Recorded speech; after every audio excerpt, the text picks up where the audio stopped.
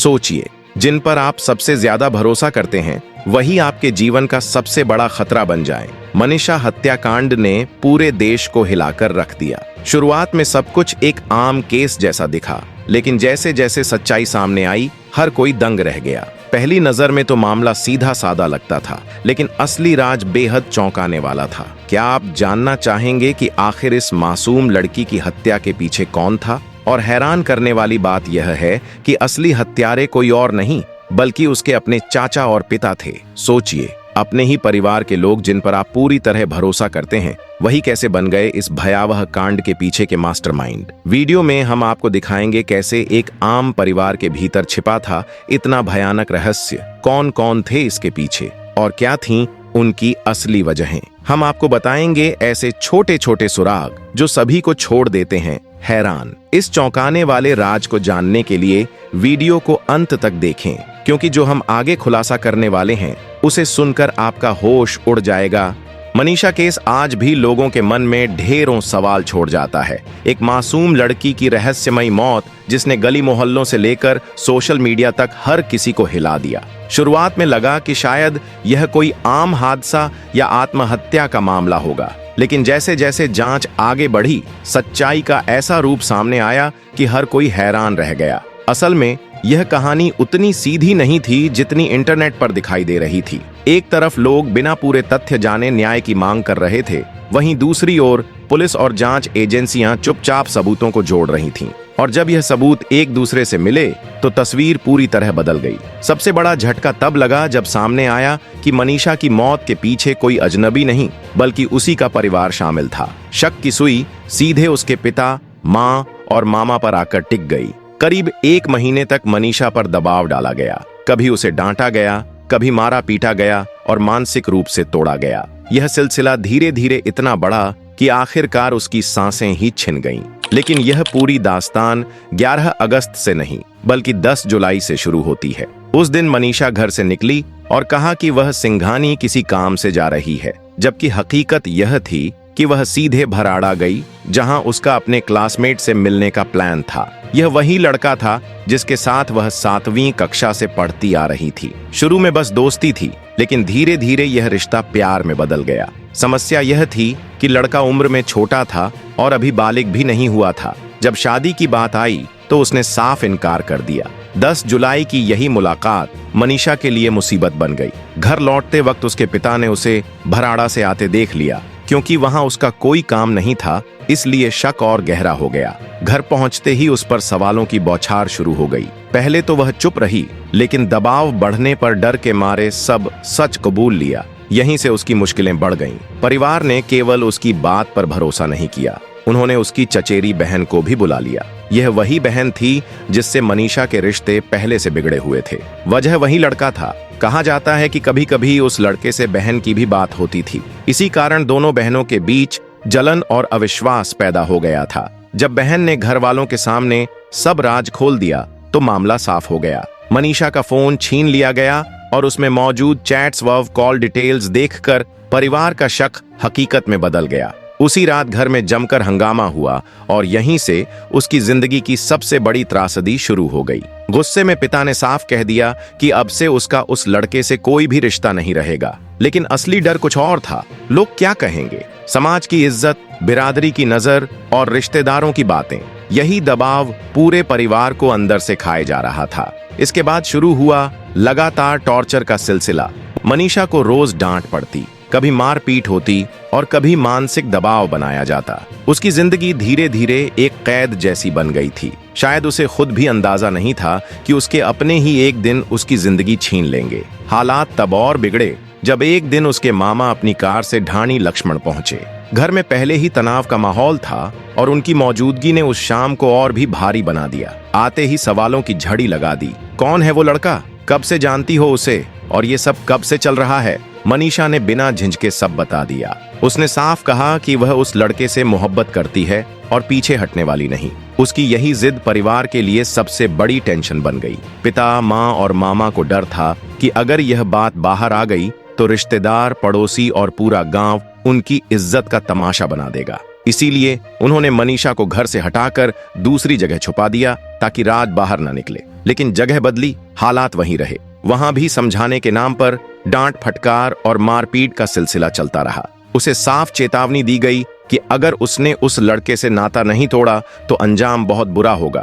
करीब 1 महीने तक यही माहौल बना रहा। जब जब परिवार को शक होता कि मनीषा ने उस लड़के से बात की है या उससे मिली है, तब तब उसे बेरहमी से पीटा जाता। लगातार मानसिक और शारीरिक प्रताड़ना ने उसे पूरी तरह तोड़ दिया था। लेकिन 5 साल से पल रही मोहब्बत इतनी गहरी थी कि वह किसी भी कीमत पर उसे छोड़ने को तैयार नहीं थी। धीरे धीरे उसके मन में 2 ही रास्ते बचे, या तो उस लड़के के साथ भाग जाना या फिर अपनी जिंदगी खत्म कर देना। दूसरी ओर लड़का नाबालिग था और बार बार कहता रहा कि अब भी शादी संभव नहीं है, 2 साल इंतजार करो, जब मैं बालिग हो जाऊंगा तब हम शादी करेंगे। लेकिन मनीषा के लिए रोज रोज का अपमान और मारपीट अब बर्दाश्त से बाहर हो चुका था। और फिर आई वो रात जिसने सब कुछ बदल दिया। रात 9 बजे से लेकर तड़के 2 बजे तक मनीषा और उस लड़के के बीच व्हाट्सएप पर लगातार बातचीत होती रही। लेकिन इन चैट्स में प्यार की बातें नहीं थीं, बल्कि हर मैसेज में तनाव, झगड़ा और टूटते रिश्ते की पीड़ा झलक रही थी। आंसुओं से भरी आंखों में मनीषा ने लिखा, मेरे अपने मुझे हर दिन मारते हैं और अब तुम भी मुझे छोड़ रहे हो। मैंने तेरे लिए सब कुछ सहा है, सबके खिलाफ खड़ी रही हूँ। अगर तू भी मेरा साथ छोड़ देगा तो मैं जिंदा नहीं रह पाऊंगी। लेकिन दूसरी तरफ लड़का अपने फैसले पर अडिग रहा। उसने कहा, मैं तुझसे मोहब्बत करता हूँ, मगर अभी शादी या भाग जाना संभव नहीं है। मैं नाबालिग हूँ, अगर हमने जल्दबाजी की तो केस बन जाएगा। यह बातें मनीषा के लिए और भी ज्यादा कड़वी साबित हुईं। उसे लगने लगा कि अब यह लड़का भी उससे दूरी बनाने लगा है। उसी चैट में उसने उसे धमकाते हुए लिख दिया, अगर तूने मेरी बात नहीं मानी तो मैं जहर खा लूंगी और अपनी जान ले लूंगी। बाद में जब यह चैट्स पुलिस के हाथ लगीं, तो उन्होंने इन्हें पूरे सबूत के तौर पर पेश किया और साफ कहा कि हर मैसेज उनकी फाइलों में सुरक्षित है। वो रात तनाव, आंसू और निराशा से भरी थी। अगले ही दिन मनीषा ने घर वालों से कहा कि वह नर्सिंग कॉलेज जा रही है, फॉर्म लेने और एडमिशन की जानकारी करने के लिए। रोज की तरह वह सुबह सबसे पहले अपने प्ले स्कूल पहुंची, जहां वह बच्चों को पढ़ाया करती थी। सामान्य दिनों में वह करीब 1:30 बजे स्कूल से निकलकर सीधे नर्सिंग कॉलेज की बस से घर आ जाती थी। मगर उस दिन करीब 2 बजे के आसपास उसने स्कूल छोड़ा।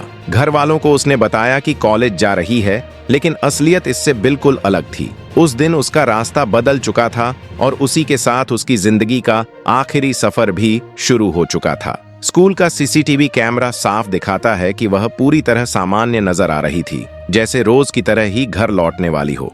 थोड़ी ही दूर आगे बढ़ने पर वह एक दुकान के बाहर लगे कैमरे में भी रिकॉर्ड हुई। वहां तक सब कुछ ठीक लग रहा था, लेकिन इसके बाद उसने ऐसा कदम उठाया जिसकी कल्पना तक किसी ने नहीं की थी। महज 200 मीटर आगे बढ़कर मनीषा एक कृषि रसायन की दुकान पर गई। वहां से उसने 1 लीटर का कीटनाशक खरीदा। दुकान के मालिक को लगा कि यह दवा उसके पिता ने खेतों के लिए मंगवाई होगी, इसलिए उन्होंने बिना किसी शक के बोतल उसके हाथ में थमा दी। बाद में वही दुकानदार मीडिया और पुलिस के सामने आया और बताया, मनीषा मेरी दुकान पर आई थी और बोली, अंकल जी मोनो मिल जाएगी? मैंने कहा, हाँ बेटा मिल जाएगी। उसने दवा खरीदी और चली गई। उसके चेहरे पर कोई घबराहट नहीं थी, बिल्कुल सामान्य भाव थे। मुझे जरा भी अंदाजा नहीं था कि उसके मन में क्या चल रहा है। असल में कीटनाशक खरीदने का सच सबसे पहले 13 अगस्त को सामने आया, जब शव बरामद हुआ। उस समय दुकानदार ने गांव के सरपंच को सब कुछ बताया, लेकिन सरपंच ने माहौल बिगड़ने के डर से उसे चुप रहने की सलाह दी। फिर जब पोस्टमार्टम रिपोर्ट आई और जहर की पुष्टि हुई, तभी यह राज खुल पाया। लेकिन सबसे चौंकाने वाली बात यह रही कि उस दिन मनीषा नर्सिंग कॉलेज गई ही नहीं थी।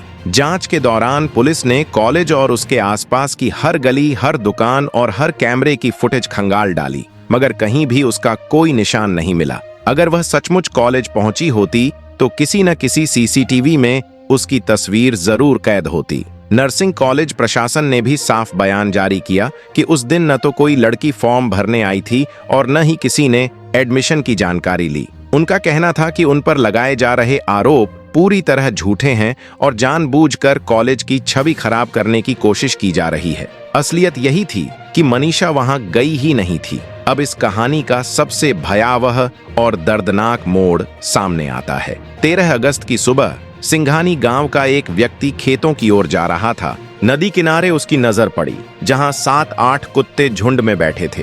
पहले उसे लगा कि शायद कोई मरी हुई बकरी होगी, लेकिन जैसे ही वह नजदीक पहुंचा, उसके पैरों तले जमीन खिसक गई। वहां एक लड़की की लाश पड़ी थी। उसने फौरन पुलिस और गांव के सरपंच को खबर दी। कुछ ही समय में ग्रामीणों की भीड़ जमा हो गई और थोड़ी देर बाद पुलिस मौके पर पहुंची। जो दृश्य सामने था वह रोंगटे खड़े कर देने वाला था। शव इतनी बुरी हालत में था कि पहचान करना तक मुश्किल हो रहा था। लड़की का गला कटा हुआ था और चेहरे का मांस गायब था, जिससे पूरा चेहरा काला पड़ चुका था। परिजनों ने आरोप लगाया कि उसका चेहरा तेजाब से जलाया गया है, लेकिन पुलिस के सामने सबसे बड़ा सवाल यही था, अगर यह हत्या थी तो मौके पर खून क्यों नहीं मिला? खेत और आसपास कहीं भी खून का कोई निशान मौजूद नहीं था। जब मनीषा का शव बरामद हुआ तो रहस्य और गहरा गया। अगर उसने सचमुच जहर पिया था तो गला कैसे कटा? चेहरा क्यों जला हुआ दिख रहा था? इन सारे सवालों का जवाब आखिरकार मेडिकल साइंस और पोस्टमार्टम रिपोर्ट ने दिया।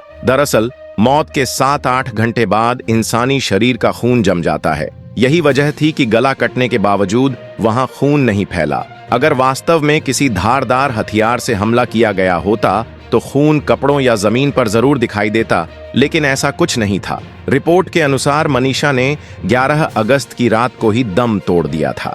इसके बाद सुबह जब आवारा कुत्तों ने शव देखा तो उन्होंने सबसे पहले खुले हिस्सों, चेहरे और गर्दन को नोचना शुरू कर दिया। इसी कारण लाश की हालत बेहद डरावनी लग रही थी। कपड़े पूरी तरह सलामत थे और कहीं भी एसिड के निशान नहीं थे। अगर सच में तेजाब डाला गया होता तो कपड़े भी जले होते। दोनों पोस्टमार्टम रिपोर्ट्स ने एक जैसी पुष्टि की कि मनीषा का चेहरा और गर्दन जानवरों द्वारा नोचे गए थे। साथ ही रिपोर्ट में यह भी साफ लिखा था कि उसने कीटनाशक पिया था और यही उसकी मौत की असली वजह बनी। जांच के दौरान पुलिस के हाथ एक और अहम सुराग लगा, मनीषा का सुसाइड नोट। फिर सवाल उठा कि जब इतने ठोस सबूत मौजूद थे तो पुलिस ने तुरंत यह खुलासा क्यों नहीं किया? दरअसल जांच एजेंसियों की एक प्रक्रिया होती है। वे तब तक किसी नतीजे को सार्वजनिक नहीं करते जब तक सभी पहलू पूरी तरह से साफ न हो जाएं। अगर पहले ही दिन यह कह दिया जाता कि यह आत्महत्या है तो परिवार और गांव के लोग इसे दबाव या मनगढ़ंत कहानी मान सकते थे। पुलिस ने धीरे धीरे सबूत जुटाए और जब सच सामने आया तभी उसे सार्वजनिक किया। इस दौरान परिवार और कमेटी ने 5 दिन तक अंतिम संस्कार करने से इनकार कर दिया और गांव में धरना चलता रहा। आखिरकार पुलिस ने मनीषा के पिता संजय और कमेटी के लोगों को बुलाकर कॉल रिकॉर्डिंग्स, चैट्स और गवाहों के बयान दिखाए। साथ ही चेतावनी दी कि या तो अंतिम संस्कार करो वरना सबूत सार्वजनिक कर दिए जाएंगे। डर के मारे संजय ने अगले दिन बेटी का संस्कार करने और मीडिया के सामने पुलिस की जांच पर भरोसा जताने की घोषणा कर दी। लेकिन सच्चाई कुछ और थी। संजय को डर था कि जांच की आंच कभी न कभी उस तक जरूर पहुंचेगी। इसी डर में उसने रोते हुए एक वीडियो बनाया और दावा किया कि उससे जबरदस्ती बयान दिलवाए गए हैं। असल में यह जनता की सहानुभूति पाने की कोशिश थी, मगर अब उसके झूठ का पर्दाफाश हो चुका है और वह दिन दूर नहीं जब वह खुद जेल जाएगा। अब सबसे बड़ा सवाल यह है, क्या मनीषा ने सच में खुद जहर पिया या उसे साजिश के तहत मौत की ओर धकेला गया? सच चाहे जो भी हो, इतना साफ है कि उसके अपने ही परिवार ने उसे इस अंजाम तक पहुंचाया। जांच जारी है और यह मामला अब भी लोगों के लिए एक रहस्य बना हुआ है। ध्यान देने वाली बात यह है कि इस मामले में कई दावे और आरोप सामने आए हैं, लेकिन अब तक उनकी कोई आधिकारिक पुष्टि नहीं हुई है। कुछ बातें महज परिजनों या स्थानीय लोगों के बयानों पर आधारित हैं। जांच एजेंसियां अभी भी सबूत इकट्ठा कर रही हैं और जब तक पूरी रिपोर्ट सामने नहीं आती, यह कहना मुश्किल है कि असलियत क्या है। इसलिए फिलहाल इस केस से जुड़ी हर बात को अंतिम सत्य मान लेना सही नहीं होगा। दोस्तों, अगर आपको यह जानकारी महत्वपूर्ण लगी हो तो इस वीडियो को लाइक करें, जरूर करें। इसे अपने दोस्तों और परिवार के साथ शेयर करें ताकि ज्यादा से ज्यादा लोग सच्चाई तक पहुंच सकें। और हाँ, हमारे चैनल को सब्सक्राइब करना न भूलें ताकि आपको ऐसी ही और भी अहम जानकारियां समय समय पर मिलती रहें।